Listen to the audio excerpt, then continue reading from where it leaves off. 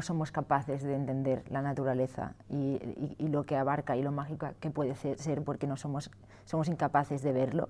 Para mí hay un punto más del ser humano no es capaz de ver cómo es la naturaleza y no lo vamos a ser nunca. Entonces nos quedamos como un poco a las puertas de, vale, la naturaleza es cruda o la naturaleza es así, ¿no? Pero somos incapaces de comprenderla en realidad.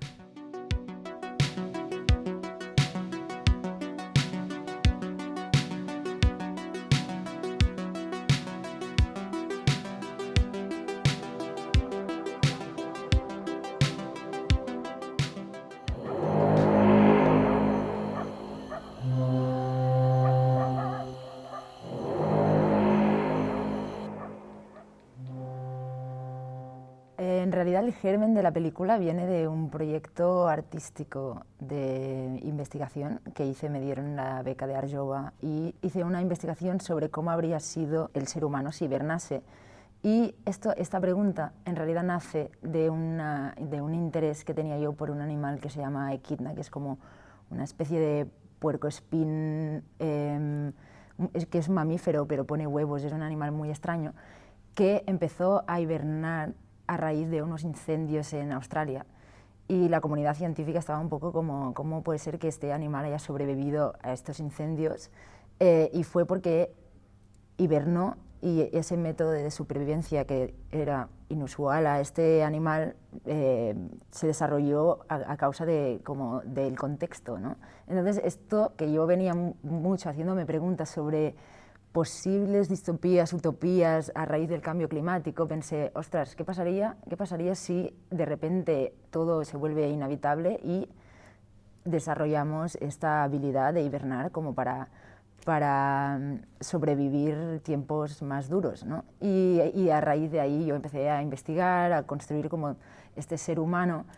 La verdad que me metí mucho en la comunidad científica, me ayudaron como gente del workshop de la NASA que estaban investigando la hibernación, de Matteo Cherry, que es el jefe de investigación de la Agencia Espacial Europea, que me ayudó muchísimo y entre todos estuvimos como construyendo un poco la idea de el animal que hiberna, el ser humano que hiberna, y para mí ese cambio biológico nos ponía en otro sitio dentro del panorama del ecosistema, ¿no? Y era una forma de vincularnos mucho más con la naturaleza y con el resto de especies, ¿no? El estar atado a un ciclo concreto que cambiaba nuestro ciclo de reproducción, cambiaba un montón de hábitos y me parecía como una excusa interesante para investigar sobre estas nuevas relaciones que se podían construir a raíz de este cambio biológico, ¿no?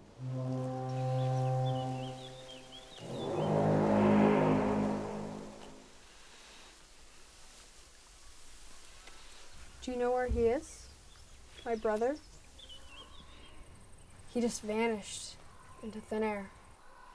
El proceso fue que partimos con una escaleta muy sencilla de un niño se despierta antes de tiempo de la hibernación y su hermana le busca.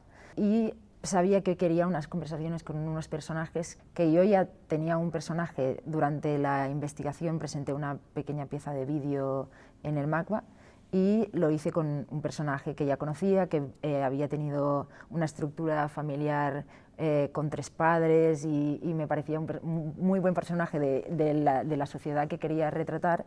Y entonces estuvimos un mes y medio desde Nueva York a Dakota del Sur picando a puertas de granjas y diciendo hello, estamos haciendo una película y buscando personajes, ¿no? Y para mí era muy importante encontrar personajes que tuvieran una relación muy especial con los animales o con la naturaleza. Y yo creía que esa era la base para encontrar los personajes. De hecho, la primera pregunta que les hacía siempre era ¿qué es lo que ves cuando miras a los ojos a una vaca? ¿No? Y para mí esa pregunta era muy clave para determinar si iba a poder ser un personaje de la peli o no. Y una vez tuvimos como todas las opciones, que no fueron muchísimas, pero eran muy buenas, la verdad, construimos ese guión, ¿no? Según las historias de cada personaje, sin escribir los diálogos. Yo sabía que Brian quería que Jane quería que hablase mucho de los objetos, porque tenía una relación con los objetos muy concreta, que Neil hablase de sus 3 padres. Uno de los personajes cayó, que para mí era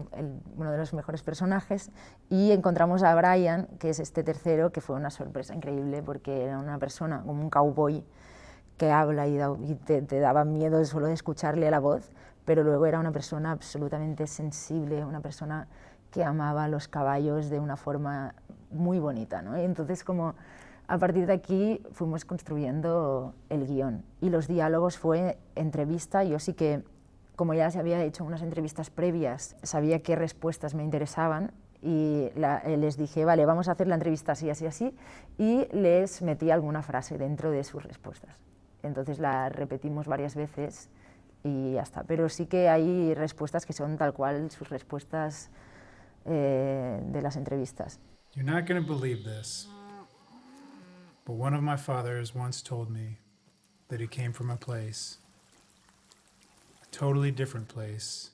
Yo la verdad que sí que tenía una estructura bastante clara, pero el guión no lo escribimos hasta conocer a los personajes. Entonces hicimos con mi director de foto y la foquista un viaje de casting para buscar los personajes, y a partir de que tuvimos estos personajes y las entrevistas fuimos construyendo lo que fue el guión. La idea del niño que se despertaba antes de tiempo ya existía, lo que pasa que igual la película no hablaba tanto del duelo, y me encontré unos personajes que estaban muy marcados por eso. Entonces, de repente, se fue transformando, y yo también, para mí era muy importante dejarla muy viva, el guión muy vivo, para que los personajes pudieran aportar el máximo de material y de experiencias. Y la verdad que las entrevistas, muchas de las respuestas son entrevistas puramente sus historias y sus vidas. Sí que el duelo se tomó mucha más forma, y Clara, el viaje de Clara, para mí era un viaje de redescubrimiento de la naturaleza. A mí me interesaba mucho las narrativas que construimos la sociedad humana para intentar entender la naturaleza, ya sea desde la religión, desde la ciencia. Me parecen como relatos para intentar como entender, ¿no? Y para mí era importante que ese viaje fuera un romper todos los relatos, porque cuanto más relatos construyes sobre la naturaleza, más te alejas de ella, ¿no? Y era un poco, para mí esta era la tesis y lo más importante. Y lo demás fue un poco tomando vida, y fui siguiendo un poco lo que hacía la película. He said he came through a lake as if it were a gate. What do you mean? Like a pond? Yes, like a pond. Para mí había una parte como de algunas imágenes que tenía clarísimas, que quería que fueran como, casi como cuadros, como pinturas, el momento en que están los humanos, especialmente cuando salían los humanos en sociedad, ¿no? Como los humanos comiendo o los humanos reconociéndose. Para mí era como cuadros un poco. Entonces teníamos todo el equipo, que creo que todos somos muy de cuidar muchísimo, muy perfeccionistas. Intentábamos componer cada cuadro entre todos. De hecho, Gala, que es la directora de arte, que se ha pegado un currazo increíble, estaba completamente sola, entonces todo el equipo éramos su equipo, ¿no? Entonces, pues si teníamos que hacer un plano, por la mañana preparábamos todo el arte, luego estábamos un montón de tiempo encuadrando perfectamente hasta que tirábamos el plano, ¿no? La verdad que no íbamos rodando así a lo loco, sino que medíamos muchísimo cada plano, y teníamos la suerte que rodábamos muy pocos planos por día. Es decir, éramos muy poquitos, entonces preparamos el plano y luego rodábamos los 3 planos del día perfectos, y ya. Eso es una suerte también. Is anyone there? Una pieza que para mí ha sido un referente desde el inicio, aunque luego la peli ha ido por sus propios caminos, es una pieza que tiene un artista algeriano, creo que se llama Anil Beloufa, que se llama Kempinski. Es una pieza súper sencilla, pero me parece increíblemente bonita y muy interesante, porque construye una especie de ciencia ficción a partir de entrevistas sobre preguntarle a gente cómo se imagina el futuro, pero en primera persona y en presente. Y entonces se genera como una especie de universo mágico muy curioso, y a nivel estético y a nivel de tono me sirvió muchísimo de referente, la verdad. Cuando hice la plani del rodaje, la hice como con imágenes todo el rato y mayoritariamente eran Tarkovsky a pichapón todo el rato, como todas las imágenes, así a nivel visual sobre todo. Sí, de hecho, la presentación al MACBA la hicimos unas semanas antes del confinamiento y de repente cuando empezó a pasar todo esto, me acuerdo que yo llevaba como unos 2 años haciendo la investigación y todo este proyecto y la gente me mandaba mails diciendo esto ha sido culpa tuya, pero sí, no, me pareció muy interesante porque además seguía yo con el proyecto, ver cómo iban pasando estas cosas de qué pasa si desaparece un poco el ser humano, ¿no?, de aquí. Y me acuerdo que en la investigación también hablé con una persona que se dedica a investigar qué pasa si quitas un mosquito de esta especie y lo introduces en no sé qué ecosistema, cómo cambia, porque esto es casi incalculable, ¿no? Pues es muy difícil calcular qué pasaría porque un microcambio puede desestabilizar todo un ecosistema. Y me decía, claro, si quitas el ser humano del ecosistema, la desestabilización es total, es una cosa increíble, ¿no? Cambiarían muchas cosas y sin siquiera quitarnos del todo, solo apartándonos un pasito, ya vimos como estos cambios, ¿no? Y me parecía muy interesante ir viendo cómo la naturaleza como iba cogiendo paso y echándose para adelante. Sí, de hecho, al principio de todo, al reflexionar sobre el cambio climático, se me iba todo a una distopía y me daba un poco de pereza irme a la distopía y hice un esfuerzo de pensarlo como una utopía todo el rato, porque me parecía mucho más interesante, pero sí que lo enmarcaría dentro de una especie de utopía, un universo como utópico. Hay muchas interpretaciones del plano final, ¿no? Y hay interpretaciones de gente que me dice, ostras, nos estás contando un montón de cosas y luego nos las quitas. Y para mí no es para nada eso, para mí es como no somos capaces de entender la naturaleza y lo que abarca y lo mágica que puede ser porque no somos incapaces de verlo. Para mí hay un punto más del ser humano no es capaz de ver cómo es la naturaleza y no lo vamos a ser nunca. Entonces nos quedamos como un poco a las puertas de, vale, la naturaleza es cruda o la naturaleza es así, ¿no? Pero somos incapaces de comprenderla en realidad. My brother used to talk to them. That's impossible.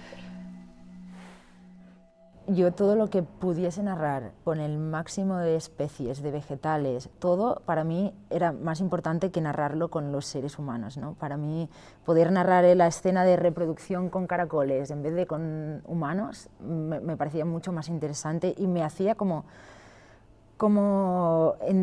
encajar mejor la pieza del ser humano dentro del engranaje de naturaleza, ¿no? Como poder darle importancia a todas esas pequeñas partes hacía que la importancia del ser humano se rebajase y se quedase un poco como en el mismo plano que el resto, ¿no? Y para mí poder enseñar estas cosas y de hecho me hubiera gustado apretarlo aún más, pero todo lo que son animales era muy complicado y además los animales que salen salvajes son salvajes, entonces claro, para rodar un ciervo 3 días en la nieve esperando a que pase el ciervo es fuerte y luego los que son salvajes, que no estaban en la naturaleza, eran de centros de rehabilitación que los recuperaban y los reintroducían y eso también, esa apuesta o ese principio que yo tenía de rodar con animales que no sean animales de rodaje, que no sean, era un hándicap importante, era muy complicado. Y a mí me hubiera gustado que hubiese más, pero claro, para la escena del caracol toda una mañana. para mí era muy importante no mover ningún animal de su sitio. Y rodamos las vacas donde dormíamos en una granja y rodábamos con esas vacas. La verdad que la relación con las vacas también es otro tema, ¿no? Porque al final eran vacas que estaban campando libres por hectáreas de terreno en bosques y demás. Entonces tuvimos un tiempo de acostumbrarnos y de que perdiesen el miedo, entonces fue muy poco a poco, pero fue muy bonito, la verdad, y al final eran unos seres preciosos que nos siguieron a todos lados, íbamos para allá y venían todas corriendo. Bueno, también sabían que traíamos comida siempre, pero... Entonces rodamos casi todo en el norte de Nueva York, porque intentamos centralizar todos los personajes ahí. Todas las casas son sus propias casas. La casa de Brian es su casa, la casa de Jane es su casa, la casa de Neil es su casa. Neil es el único que lo rodamos en Nashville y luego mucha parte también se rodó al Ripollès, en Molló concretamente, porque había una parte de primavera que la acabamos rodando aquí y las vacas del teatro.